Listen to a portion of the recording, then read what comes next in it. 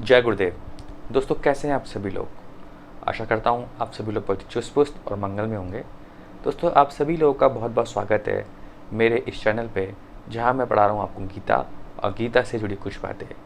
तो दोस्तों, अब तक हम अध्याय 9 के बारे में चर्चा कर रहे थे और लास्ट सेशन में मैंने आपको बताया था कि भगवान ने ये कहा है कि मैं ही कर्म कांड हूँ, मैं ही पितरों का तर्पण हूँ, मैं ही औषधि हूँ और मैं ही हर जगह सर्वव्यापी हूँ।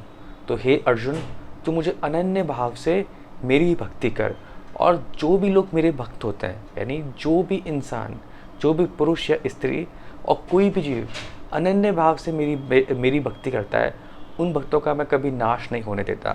तो आइए दोस्तों, इसके आगे बढ़ते हैं। महापार्थ व्याप्रतिश्य येष पीश्रु पापियों ने स्त्रियो वेष्टिस्ता शुद्ध तेष्यपि यन्ति परागतिम। हे पार्थ, जो लोग मेरी शरण ग्रहण करते हैं वह भले ही निम्न जन्मा स्त्री, वैश्य तथा शूद्र क्यों न हो, वे परम धाम को प्राप्त करते हैं। देखिए, अब भगवान ने ना इस श्लोक पे बताया गया है कि चाहे कोई भी पर्सन हो, चाहे वो स्त्री हो, चाहे वो पुरुष हो, चाहे वो शूद्र हो, यानी बहुत ही लो क्वालिटी का हो, वो तक इंसान जो मेरी भक्ति करेगा, हर कोई जीव वो मेरे धाम को प्राप्त होगा। आप एग्जाम्पल के तौर पे आप देख सकते हैं कि अब यहाँ पे स्त्री लिखा हुआ है, लेकिन हमारी सोसाइटी में क्या है ना, हमारी सोच क्या बहुत ही बैकवर्ड है। तो हमको ये एक्सेप्ट नहीं होता कि एक स्त्री कैसे भगवान की पूजा करेगी। लेकिन एग्जाम्पल है मीराबाई। तो मीराबाई ने ये करके दिखाया। उनका नाम लेने से ही आपके दिल में कितनी शांति मिलती है ना। मीराबाई यानी जिन्होंने भगवान की भक्ति इतनी करी कि वो भगवान को प्राप्त हो गए। तो ऐसे बहुत सारे एग्जाम्पल है, जैसे रैदास हो गए, कबीर हो गए। ये लोग कोई पैसे वाले नहीं थे, लेकिन फिर भी इन लोगों ने भगवान की भक्ति करी और ये भगवान को प्राप्त हो गए। तो भगवान साफ साफ यूँ कहना चाह रहे हैं, चाहे कोई भी जीव हो, चाहे वो अमीर हो, चाहे वो गरीब हो, चाहे वो शूद्र हो या फिर वो व्यापारी हो, चाहे पुरुष हो चाहे स्त्री हो, जो भी इंसान अन्य भाव के साथ में मेरी भक्ति करेगा वो मेरे धाम को प्राप्त होगा।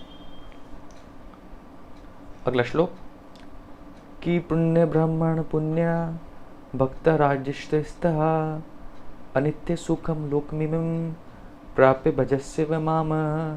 फिर धर्मात्मा ब्राह्मण भक्तों तथा राजऋषियों के लिए तो कहना ही क्या। अतः इस क्षणिक दुख में संसार में आ जाने पर मेरी प्रेम भक्ति में अपने आप को लगाओ। यानी भगवान ने इस संसार को बताया कि इस संसार में बहुत दुख है, बहुत राग देश है। तो हे अर्जुन, इस संसार से निकलकर मेरे संसार में आओ। मेरे संसार में नित्य है और आनंद है। इस श्लोक में ये लिखा हुआ है अनित्यम असुखम लोकम, यानी ये जो भौतिक वर्ल्ड है ना, इस भौतिक वर्ल्ड में बहुत ही दुख है यार। तो यहाँ से निकलो और मेरी भक्ति करो, है ना। मेरी भक्ति करने पे तुम मेरे धाम को प्राप्त होंगे, और मेरा धाम में क्या है, अत्यंत सुख है और वो नित्य है। अगला श्लोक मन मना भव मद्भक्तो मगाशी मा नामुस्कुरु माम वेश्यसि युक्तवात्मना मत्पराणय। अपने मन को मेरे लिए नित्य चिंतन में लगाओ, मेरे भक्त बनो, मुझे नमस्कार करो और मेरी ही पूजा करो। इस प्रकार मुझ में पूर्णतः तल्लीन होने पर तुम मेरे रूप से प्राप्त होंगे। अब इसमें भगवान यूँ कहना चाह रहे हैं कि देख लीजिए, मान लीजिए कोई पर्सन है, तो भगवान सबसे पहले यूँ कह रहे हैं कि तुम अपने मन को मेरे में लगाओ। अब कोई पर्सन एक्स है, वो भौतिक वर्ल्ड में फंसा हुआ है, तो वो क्या बोलेगा, अरे नहीं मैं अपना मन तो लगा नहीं सकता, सॉरी यार। फिर भगवान यूँ कह रहे हैं कि चलो ठीक है, अपना मन लगा नहीं सकते तो मेरे सिर्फ भक्त बन जाओ। तो वो पर्सन बोल रहा है कि अरे नहीं ये तो बहुत मुश्किल काम है, नहीं मैं आपका भक्त तो मैं कभी बन ही नहीं सकता, मैं तो सिर्फ पैसों का भक्त हूँ मैं। फिर भगवान यूँ कह रहे हैं कि चल ठीक है, मेरा भक्त भी मत बन, तू सिर्फ ओनली मेरी पूजा कर। अरे सर, आपकी कैसे पूजा करें, मेरी पूजा तो कोई और है। फिर भगवान कह रहे हैं कि चल ठीक है, ना तू मेरा भक्त बन, ना तू मेरी पूजा कर, सिर्फ मुझको नमस्कार तो कर ले, इतना तू कर ही सकता है। हाँ भाई, ये काम तो मैं कर सकता हूँ। तो भगवान कह रहे हैं कि सिर्फ मुझको नमस्कार कर ले, क्योंकि नमस्कार के अगली स्टेज क्या है, आप भगवान की पूजा करोगे, उसके बाद आप भगवान के भक्त बनोगे, फिर लास्ट में आप भगवान में पूरा अपना मन लगाओगे। तो ये एक स्टेट है। तो भगवान यूँ कह रहे हैं कि तू कुछ नहीं कर सकता ना, तो सिर्फ और सिर्फ मुझको नमस्कार कर। नमस्कार के बाद मैं तेरा मन अपने में लगवा ही दूंगा।